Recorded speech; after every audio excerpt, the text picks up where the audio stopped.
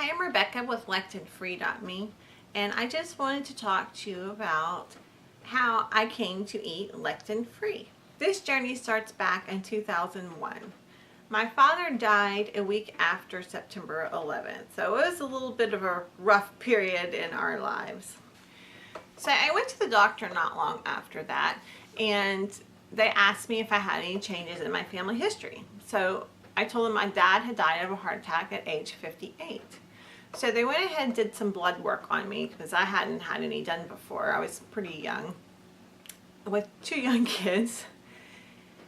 And not long after that, I got a call from my doctor's office, and they were kind of freaked out, which kind of freaked me out because my cholesterol levels were 270 and my LDLs were high and my HDLs were very low.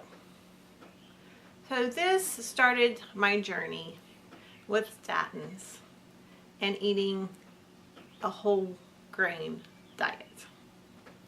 And if you have wound up here on my channel or on my website, then you know probably the last thing you want to do is eat a whole wheat or whole grain diet. So I call the next 10 years the dark years of my life because they were, quite frankly, pretty crappy. And unfortunately, these were the years of my kids' childhood.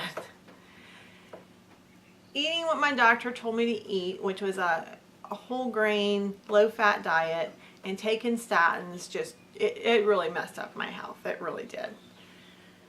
I got to a point where my husband told me, I would rather you live a shorter life, but live a better life. Please stop taking the statins. So that's what I did. And the next years basically were a journey of me trying to lower my cholesterol levels because I don't want to die early of a heart attack like my father did, and most of his family did, and lots of people on my mother's side of the family. I don't want that. So I've done everything I can to eat healthy. So every time some new diet comes up, I read and see what's going on with it. So I have eaten and been unsuccessful lowering my cholesterol levels with lots of eating plans. I have tried being a vegetarian. I have tried being a vegan. I've eaten paleo, and I have eaten bright line eating, and I have tried lots of other eating plans along the way.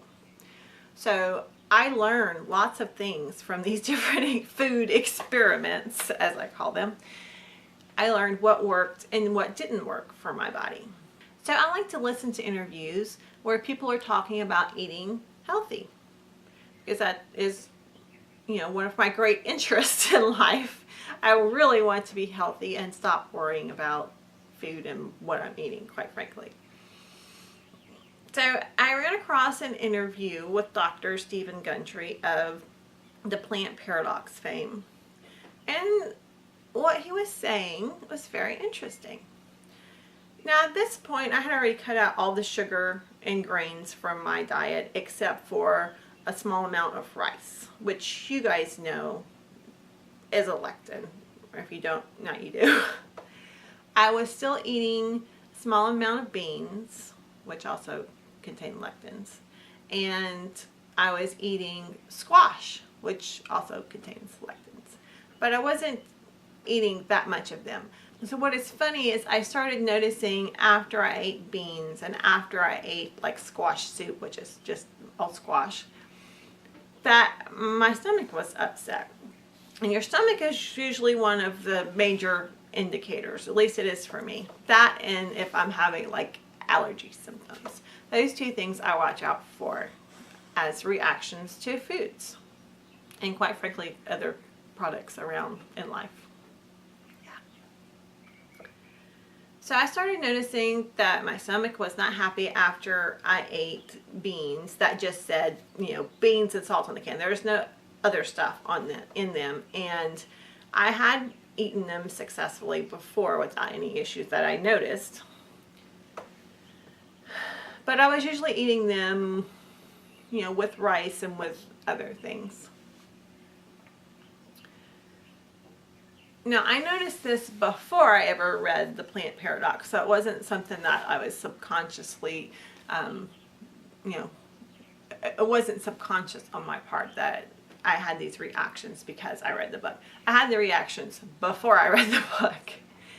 And I had, quite frankly, cut squash and beans down to probably once a week.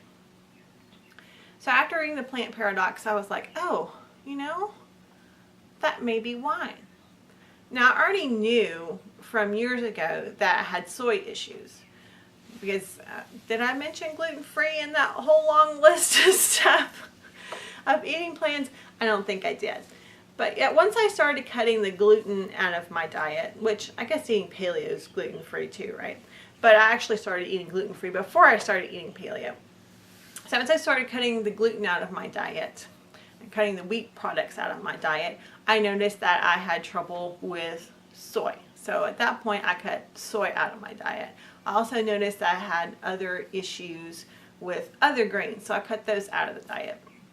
So when I got to a point where I discovered the Plant Paradox, I only had to do a few minor tweaks to my current eating plan to make the Plant Paradox work for me. And I am really feeling good eating lectin free. It was probably, I don't know, what year is it? A 6-year journey of figuring out what's working for my body, figuring out what's going to lower my blood pressure, what's going to make my blood sugar lower, what's going to decrease my cholesterol. Basically what's making my lab results look good. And I have also found an awesome doctor who discovered that I was vitamin D deficient, like severely. So that has really helped metabolize my fat burning and increase my energy and just make my life so much better. So I don't know how you ended up here, but thank you for watching this video if you got to the end of it. And if you have any questions about eating lectin free, please leave them in the comments below, and I will do my best to either make a video and answer the question or just answer your question in the comments, or quite frankly, possibly do both. So thank you for watching and have a wonderful day.